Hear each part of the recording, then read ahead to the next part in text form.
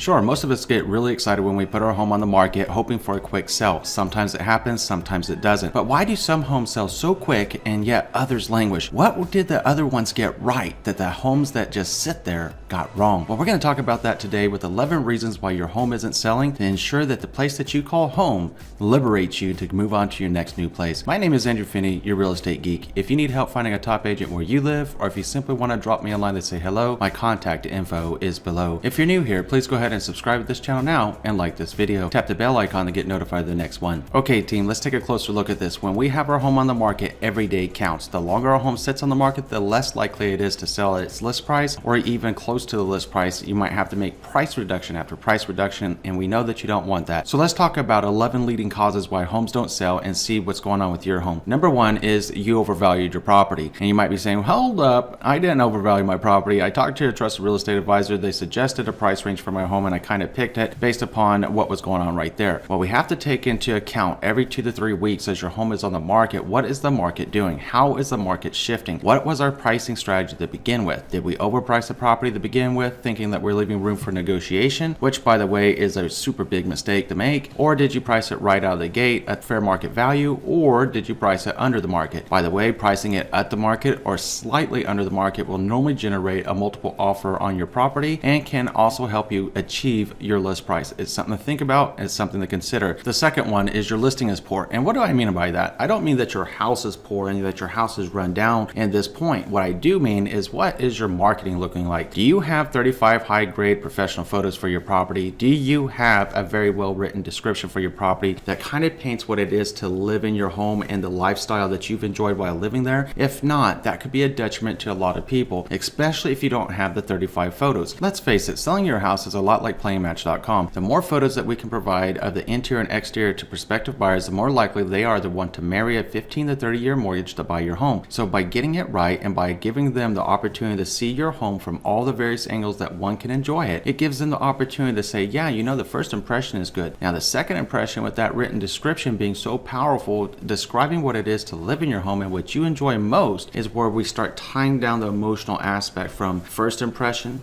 to emotional commitment. Getting that right is critically important. The third reason is that you're always present at showings. Think about this. The last time that you looked at a house, was it kind of weird or kind of strange to you if the seller was hovering over you, or that you knew they were somewhere on the property, even if they were in the garage, even if they were outside or somewhere around the house? How did that make you feel? Consider how that makes other prospective buyers feel. It's just weird. It's a weird factor every time I show a property. People that I work with and we go show homes, they're all super excited to see the home. If the seller's there, they just clam up. They're not talking to each other. They're just trying to get in and out as quickly as possible, and that's not what we want to happen when a showing is taking place. We want them to feel comfortable and relaxed. The best thing that you can do for yourself whenever you have showings is to ensure that you leave the house, if you have pets, to take them with you. The fourth point is that you're just too attached to the property. This normally goes in line with somebody that overprices their property, even whenever they get realistic offers on the property that are in keeping with what the market value should be for your home and where it should be listed. Normally they start feeling insulted and they just won't even negotiate a single penny. If that's your case, then perhaps you need to seriously consider if now is the right time for you to sell your home. Perhaps your reasons why you want to sell your home, or the reasons that are important to you, are really not that important. And if it's not, take your home off the market and do yourself a favor, do your agent a favor, and everybody else that would have an emotional tie to your home. Just take it off the market if you're not ready and wait until the time is right for you to sell your home. The fifth reason is that your home is not professionally cleaned. It's extremely important to make sure that you get this right before you ever go on the market. A clean house speaks volumes to a prospective buyer. They love a clean house. Who doesn't? You love a clean house. So make sure that you have your home professionally cleaned and you keep it as show ready and as clean as possible during your time on the market. And another thing to consider, and it's extremely important, smells count too. Make sure that your home doesn't smell bad. Make sure that your home smells appealing and warm and inviting. Depending on the season, like in the fall, you might want to go with warmer smells like maybe a cinnamon or a welcome home type scent that Yankee Candles have. A lot of different places have these warm home filled scents. Or in the spring, you might want to go with something clean, a little bit more botanical, a little bit more like a crisp linen even. There's a lot of different scents that you can have that elicit a very powerful response from buyers and whether they enjoy that home or not. Don't discount the smell of the house. The sixth thing is that your home is not staged. If your home isn't staged and you haven't at least decluttered or depersonalized your home and rearranged furniture, you really need to get to it and make it happen. If the furniture you have in your home is too big for your home, that makes your home look small. If the way that you've decorated your home and everything is on the walls, then it also is going to make it feel cramped if it wasn't done correctly. So you want to consider what's going on with your staging. If you can't afford traditional staging, it's okay. There's sites like padstyler.com, again, padstyler.com, that can assist you with virtual staging very inexpensively overall. Throw a few of those photos into the mix along with your other 35 professional grade high definition photos and see what happens. I bet you're going to love what you get. The seventh reason is you kept all your personal decor. If you kept everything that was unique to you and everything that was important to you up and around the house, let's say that you really like a certain band or you like a certain type of art decor, and it might be one of those really hyper unique and hyper niche things that only maybe a handful of people across the world like, well, it's only going to appeal to a handful of other people too. So if you want your home to appeal to the most people as possible, then you want to make sure that you tone down your decor and showcase your home and let your home showcase its size, its feature, and its flow. The two most important things to get right whenever you're on the market is to let people see the true size of your home and the true flow of your home. Once they can identify that, they can start visualizing themselves living there. The eighth reason is your home improvements are too personalized. If you decided when you first purchased your home that you wanted to paint all the walls purple and one pink and one red and one green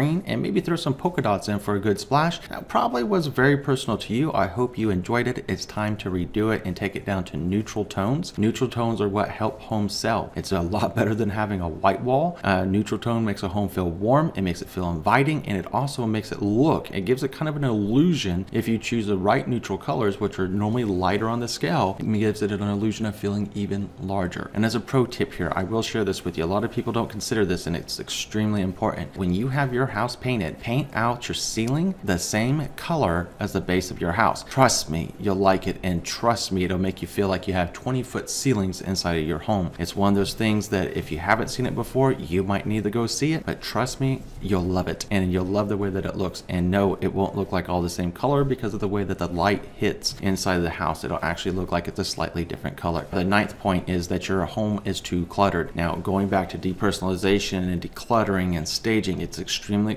important to get this right. We need the flow of your home to be open. We need the furniture placed in a way that maximizes the room size. There's a lot of home staging concepts that you can really benefit from by watching HGTV, DIY, or some of the other videos that I've made where I've talked about home staging and how to get this right. Working with a trusted real estate advisor and simply asking them, do you think we should hire a stager? Do you think virtual staging would suffice? Or could you and I work together and rearrange the furniture that I do have if you believe it'll be beneficial to the sale of the property? Talk to your trusted real estate advisor about that and make sure that you get that right. The 10th reason your home isn't selling is that your home needs too many repairs. Now, this is where the wisdom of getting a home pre-inspection comes into play. If you would have done this prior to getting on the market, you would have already known what was going on, and you might be thinking, well, Andrew, you know what? I thought a home inspection was a buyer's cost. Sure it is, but it's also your cost, and for a couple $100, it could be costing you $20,000 if you didn't consider doing this before, because you might be getting a buyer that's coming in that's trying to knock your price down after the home inspection because they're saying too much stuff is wrong, too many repairs are being needed. This is very simple to get right by simply hiring a home inspector up front and making those corrections and making that home pre-inspection available to the home buyers along with the work that was done and the repairs that were made whenever they're viewing the home. That's going to give a transparent look to your property, and it's also going to make them feel much more confident and comfortable with pursuing your home, also offering you probably what you're asking for, because now they're feeling like they're getting a turnkey move-in ready home, which they would be because the maintenance is done. The 11th reason your home isn't selling is you simply chose the wrong agent. It's extremely important to make sure that you're verifying agents' ratings, reviews, and checking a look at their past sales performance. I've made a very specific video about this that goes into detail of what to look for. It's called Picking an Agent, Finding the Right One for You. I'll go ahead and pop the card up now so you can go ahead and take a look at that and review it. Make sure that you have the right trusted real estate advisor. Make sure that you're taking time to read and review those testimonials that other people just like you have made about working with that agent. It's extremely important to get right to make sure you have the right dynamic, the right person, the right team working for you. Now, here's what I want you to do is tell me what you're thinking about this episode in the comment section below, along with any of your tips that you would like to share with us about reasons homes don't sell and how to make sure that they do. Now I'm going to go ahead and pop up my contact information if you simply want to drop me a line to say hello, or if you need help finding a top agent where you live, please let me know. Always love to hear from you, always here to help you. If you haven't already done so, I'm going to ask you to do 3 things. Number 1, please subscribe to this channel.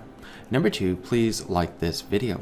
And number 3, please share this video around with someone you know is going to be able to help, because I'm sure you can think of just one person right now that's struggling to get their home sold and they are searching for answers and reasons why it's not selling and what they can do. Share this video with them. It'll really help them out. Thank you. And between now and next time, I'm wishing you and yours a lifetime full of love, wealth, abundance, and happiness. Thank you for watching today, team, and enjoy an amazing day.